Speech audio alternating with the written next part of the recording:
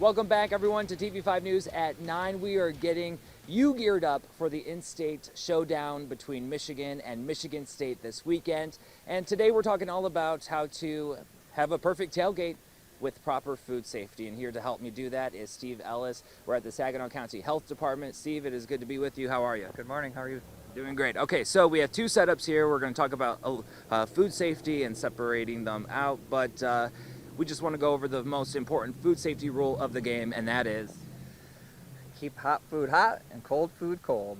All right, so run me through. It's pretty simple enough, but just tell me a little bit about the setup that we have for here. I'll have you lead me, and then I'll follow you with this microphone. We did our best to set up the right way to do it and the wrong way to do it. We're going to start with the right way to do it. Over here you can see we have our raw hamburger. We pattied up the burgers beforehand so that we could do proper hand washing at home and not have to patty them up here. As you'll see, Andrew touched a raw hamburger, so now he's going to wash his hands on our temporary hand washing station. So we got warm water, soap, paper towel, and a trash can to catch the water. And then when we're all done, we'll just dump that into a porta-john or dump it into a toilet when we're done. Okay. Andrew also has a food thermometer that he'll use to make sure the hamburger is cooked to 155 degrees, and our hot dog to a minimum of 135 degrees.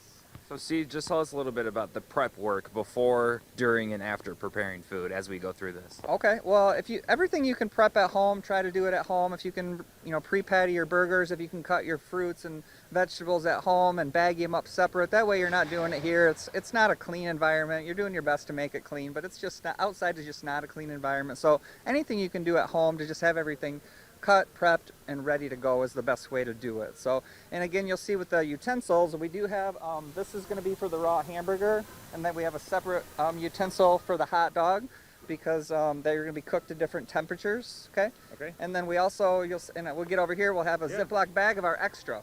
So in case Andrew drops one of his utensils, we don't have any way to wash, rinse, and sanitize it out here, so we just have clean ones.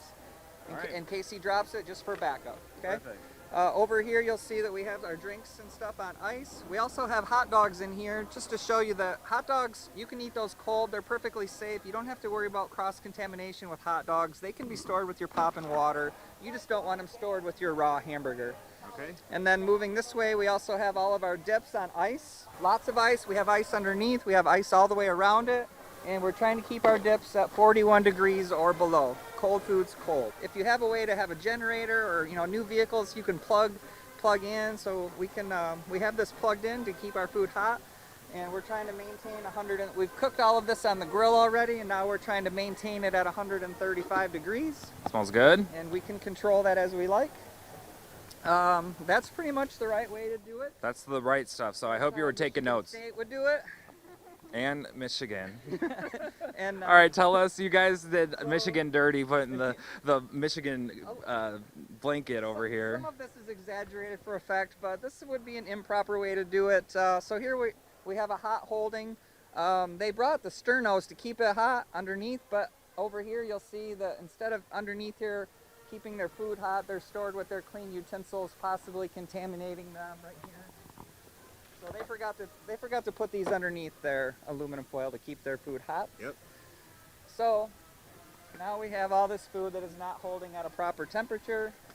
We have our turkey burgers, our pizza rolls, and our hot dogs. Just a little burnt. And then you'll notice again, somebody left the hot dogs here. They're not cold holding properly. And then we have our dip. Again, it's just sitting at room temperature. Today it's not really an issue this time of year, but in the summertime it's an issue. You got to buy plenty of ice to keep your food cold, and then just sitting at room temperature. And then over here we have a cooler. We showed you the right way to store everything separate with the coolers. Here they just threw everything together. We got pizza rolls on the ground. We got raw hamburgers stored with our hot dogs, with our pop. So now I possibly could grab a Coke out of here, and that could have been touching the raw hamburger. Now everything I touch, I have raw hamburger on my hands. Right. Okay? Yeah. And we don't want that. No, and we don't have enough ice. They try minimal effort. There's a little bit of ice in there, but you need a lot of ice for events like this. All right. And then I showed you this over here. We forgot to do the sternos by the hot food. I got my clean utensils sitting on a dirty tailgate.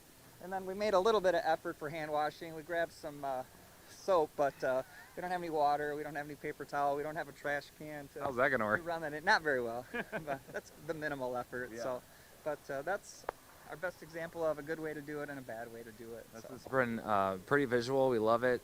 Steve, some common mistakes people make. You might have went through some of them, but others that come to your head?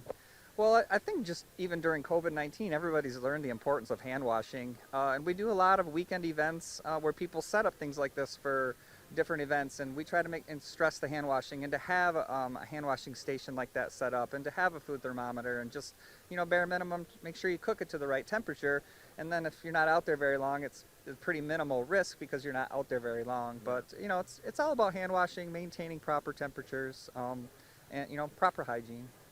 Anything else you would like our tailgaters to know before they head out this weekend? Go green. Go blue. I'm just kidding. Thank you for everything, Steve. I appreciate it. And you can find more information by going to the hot link section of our website, wnem.com.